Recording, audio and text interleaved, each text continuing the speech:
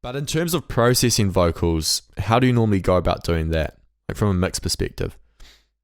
Yeah, so recently the way that we started processing vocals has really grown and developed, and I think like changed a lot from what we used to do. Like our earlier songs were very simple and maybe like one lead vocal, and the hook might have, like in our song Ghost, is just three parts. There's like the main line for Miella's hook and a whisper track and I think a harmony, and that's pretty much it. An octave and stuff. Yeah, so really simple. Now we've started to do a lot more with like backing and stereo image with our vocals, and wins I want to say is like the hook might be, the main is like, I think like there's a front main vocal, two playing on the sides of it, and then like eight backing tracks.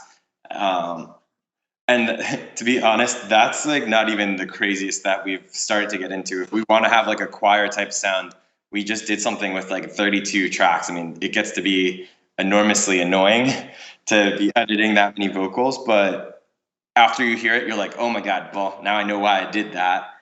But for as far as the processing and mixing effects, UAD plugins are absolutely amazing, and we've really started to use those exclusively for our vocal mixes. So the LA2A, the 1176 compressor from them are great.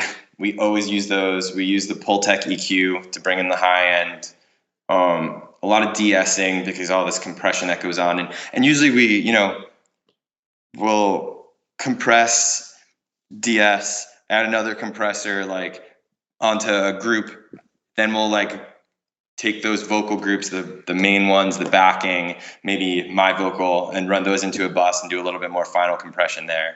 So there's a lot of compression on our vocals. Wins is a lot. Yeah, I can imagine. It sounds pretty hectic.